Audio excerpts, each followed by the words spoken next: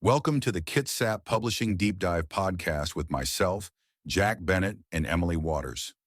Join us as we explore books, current events, history, politics, health, and more. Let's dive in. Okay, so are you ready to dive into something kind of intense today? Always up for a challenge. What do we have? We've got these excerpts, right? And it's like, wow, this analysis, it's like the author took a blowtorch to the whole U.S. education system. Yeah, I see what you mean. It's definitely not pulling any punches. No. And then, get this, they kind of point that blowtorch at society as a whole, too. Like everything's connected. It's not your typical education reform critique, that's for sure. What I find fascinating is how it makes those connections. Classrooms to power structures, ingrained beliefs, even how our brains are wired. Right. It's like you won't hear words like authoritarianism or public deception at your average school board meeting. Definitely makes you sit up and pay attention. It's almost like, I don't know, at times it's comparing parts of our system to something out of a dystopian novel. I think that's the point, though, right? To shake us out of this complacency and really examine something we think we understand, education. But do we? Totally. It really throws out this whole illusion of choice thing. Like, they're saying instead of promoting free thinking, our education system, it's almost like it's prepping us to just play by the rules of a game that's already rigged. And not even just play by the rules, but accept them as the only rules possible. Yeah. That's where that whole manufactured consent idea comes in. This idea that we're being steered toward certain beliefs, not through force, but by limiting what we even see as acceptable. Imaginable even. So we're conditioned to stay in our lane. Don't even look over the fence. Exactly. And it makes you question how much of what we believe is really our own versus what's been, like, subtly instilled in us.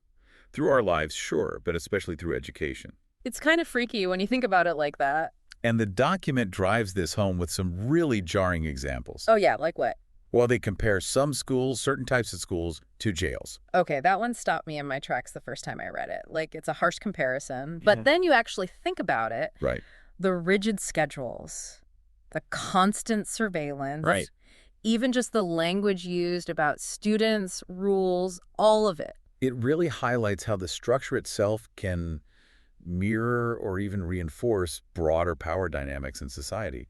And then there's that anecdote, remember?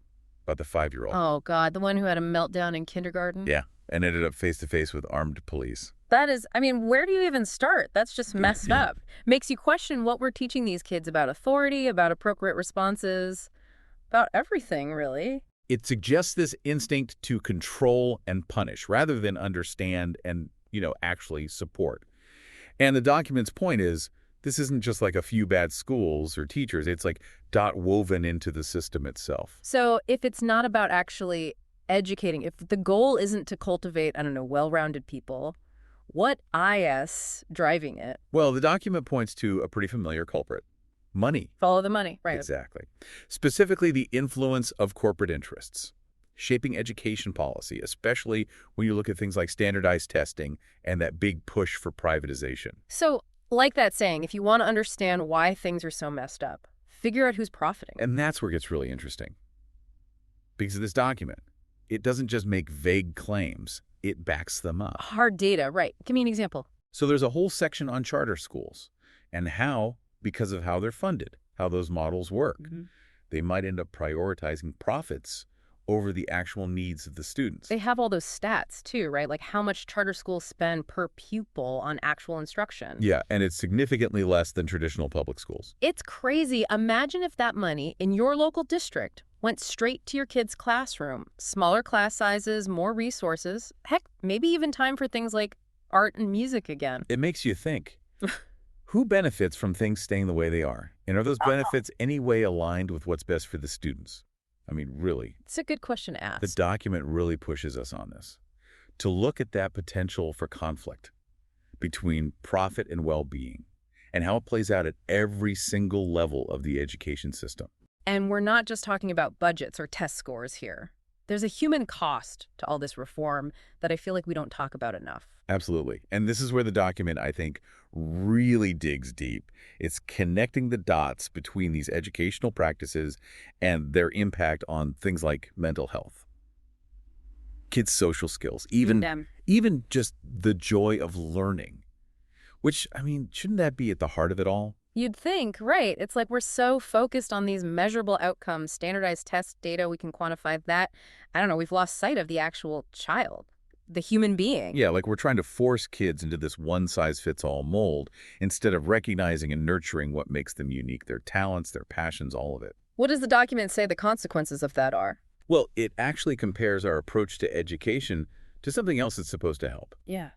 The overprescription of psychiatric drugs for kids. Wow. Okay, I see where you're going with that. So both situations, we're talking about quick fixes, measurable outcomes, but maybe unintended consequences in the long run. Right, like that statistic from the document about how antipsychotics might actually shorten lifespan by 20% makes you think twice. That's a chilling thought. It's not to say those medications are never the answer, of course, but it highlights how important it is to look at the whole picture. The hidden costs of these easy solutions. Are we really serving these kids' best interests? Or are we just slapping a Band-Aid on the symptoms, not the root cause? Makes you wonder if we're setting kids up to be reliant on fixes their whole lives, whether it's medication, therapy, even just needing that constant external validation, instead of giving them the tools to thrive on their own. It's a good point. And it's something this document really makes you think about. It's not even just about well-being, though, is it? Like individual well-being. This document's saying this whole emphasis on fixing individuals, it kind of masks these deeper issues, right? With society itself. Like we're putting a Band-Aid on the symptoms, but not dealing with what's causing the problems in the first place. Exactly. Which I guess is a perfect way to describe how this document tackles standardized testing, too. Oh, yeah, it's not a fan. Because if we're worried about churning out these, like, compliant little worker bees, I mean, nothing says get ready for your cubicle, like prepping for standardized tests your whole life. Right. And the document argues it's not even about assessing knowledge, really. What do you mean? It's pointing to the influence of corporations, right? Yeah. Suggesting these tests, they function more as, like, marketing tools for educational products and services. Okay, now you're going to have to unpack that one for me. How does a standardized test equal a marketing tool? Explain it to me like I'm 5. Okay, so say you create this whole system where every student is judged on the same exact test. Suddenly there's this huge market for anything that helps you do better on that test. Textbooks that teach to the test prep courses, even software that claims to, like, predict your score. All this stuff. Grading the need, yeah. Exactly. The document's arguing it's the self-perpetuating cycle. The need for all this stuff is manufactured by the very system that claims to be measuring achievement. It's wild. And who loses out in all of this? It's the kids, right? And the taxpayers footing the bill for all these essential materials and programs. Totally. The document highlights those financial incentives at play. Because the argument is they distract from what matters. Fostering that love of learning, equipping kids with the critical thinking skills they'd actually need to thrive in the real world, not just on a test. Which brings us to those alternative models the document talks about, right? Because it's not all doom and gloom. Oh, right. And it doesn't just, like, name drop these alternatives. It gets into the nitty-gritty, what makes them work, pulls out specific examples, data, like Sudbury Valley School. The one in Massachusetts. Yeah, where the kids have complete control over their own education. That sounds intense. Right. They choose what they learn, when they learn, who they learn it with. It's amazing. So what does it work? The document highlights how this approach creates these incredibly self-directed learners. They're motivated because they're following their own passions, not just memorizing to pass some test. Interesting. And of course, you can't talk about education reform without mentioning Finland, right? Oh, it's got to talk about Finland. They're consistently at the top globally. But they don't have this standardized testing obsession that we seem to have here. What do they do differently? Well, the document points out that they have incredibly well-trained teachers. Like, master's degrees are required for all educators. Imagine that. What kind of impact would that have on your local school district? Wow, yeah, night and day. Right. It's valuing that expertise, trusting teachers, and prioritizing well-being over test scores. It can be done. Makes you wonder, what if instead of asking, why should we change all the time, we asked, why are we clinging to a system that's so obviously not working? That's the million-dollar question, isn't it? And I think part of the answer might be in how we've been conditioned to think about success. Like individual success versus what's good for everyone. Yeah. This document brings up Ayn Rand and Atlas Shrugged. Oh, okay. Interesting. It's arguing that this hyper-individualistic worldview where it's all about, like, me first, my ambition above all else, That's seeped into everything, our schools, our culture, the whole thing. It's dog-eat-dog world out there. Right, and you see that in the classroom. Competition, individual achievement, ranking kids against each other. Instead of collaboration, a sense of shared purpose. It's not just about the ABCs and 123s then, it's about the kind of citizens we want to raise. What kind of society are we creating? big questions. Big questions. Do we want a world full of, self-serving individuals? Or do we want to raise compassionate, collaborative problem solvers, the kind of people who understand that we're all connected? Your well-being is connected to mine and to the person next to you. So the way we structure our schools, it's sending a message. It's a powerful message Yeah. about our values as a society. And if we want to see real change, a more just and equitable world, I think it starts there. It's like we're teaching kids how to win the race, but not stopping to think, hey, maybe this race is rigged in the first place. Right. And this document, it goes there. It argues that this whole focus on achieving, on that individual success, it comes at a cost. Like to something more basic, our sense of, our shared humanity even. Okay, I'm with you. So not just, can you get ahead, but... Yeah, but how are we treating each other along the way? Yeah. And a really stark example the document uses is, hitting kids in schools. It's kind of hard to believe that's still a thing, that corporal punishment is allowed in some places here. It's banned in a lot of other developed countries. The document mentions that, they've recognized it's not just ineffective, it's straight up harmful to kids. And it comes back to that, control versus care thing. Oh, yeah, we were talking about that before. The document's argument is hitting kids, even if you call it discipline, it teaches them to fear authority, not to respect it. Obedience above all else. Exactly. And that, is that what we want? It seems like we're saying conform, fit in, more than think for yourself, be creative. Right. And this document, it doesn't let us off the hook. It cites all this research about the psychological effects of corporal punishment long-term, too. Increased aggression, anxiety, depression. So yeah, the lessons we learn young, especially about power, they stick with us. It makes a pretty strong case that real learning, the kind that helps us grow, become better thinkers. It can't happen in an environment where you're afraid. Makes sense. So what are other ways we might be doing this, even subtly? Well, the document challenges us to think about that. Not just the obvious physical stuff, but zero tolerance policies, surveillance in schools, even the language we use when we talk to students about them. So it's about creating a culture of respect, trust even, where kids feel safe to experiment, make mistakes, even challenge the way things are. Exactly. And that kind of leads into another big theme the document hits on, equality of opportunity. Because right now, the system's not a level playing field at all.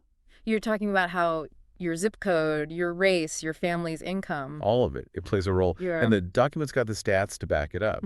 There's disparities in school funding, the achievement gaps. Yeah, they didn't shy away from the hard numbers. And it connects these inequalities to policy choices, like the way we shifted funding away from social programs toward corporate subsidies. Which, directly impacts poverty, which impacts schools, and round we go. It's a cycle. I remember that line from the document, something like, we're not investing in our future, we're investing in a system that benefits a tiny number of people at the expense of everyone else. Powerful, right. And you see it so clearly in education, underfunding schools in low-income communities. You're basically telling those kids they don't matter as much, that they don't deserve the same opportunities. It's not just a moral issue, though, right? It's an economic one, too. Huge economic impact. The document argues that if we actually invested in early childhood education, we'd see higher graduation rates down the line, lower crime, a workforce that's actually prepared for the future. It's like, okay, imagine planting a garden, right? If you want the whole thing to thrive, you got to nourish the soil everywhere, give all the plants water, sunlight. You can't just pick a few favorites and expect the rest to magically do well. It's a great analogy. Yeah. And that brings us back, I think, to that core issue, individual versus collective well-being. This document, it's challenging us to picture a different kind of success. Not just, did I win, but did we all have a chance to even play the game? Yes, exactly. Where everyone had the opportunity to thrive. So where do we even go from here? I mean, it's a lot to process. It is. And I don't think this document pretends to have all the answers. But it makes you feel the possibility, Like things could be different. And it's a call to action. What's the first step then? Question everything.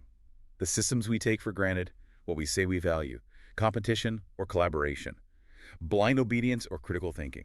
Do we care about each other, about the common good? Because these aren't just ideas. They have real-world consequences. They shape the future we're building. Exactly. And the document does this great thing where if you are feeling fired up, it actually lists resources, organizations that are already doing this work making a difference. Love that. We'll definitely link those in the show notes. Because even one voice, one vote, one person saying, we can do better, it matters. Never underestimate that. So what's the big takeaway you hope people leave this conversation with? That the world we want, it starts with us. In our classrooms, our communities. Yeah. We have more power than we realize. Love that. Thanks for joining us for this deep dive. My pleasure. Keep those questions coming, keep learning, and let's keep fighting for a better future together. Thank you for listening to the Kitsap Publishing Deep Dive podcast. Emily Waters and I will see you in the next episode. Stay tuned.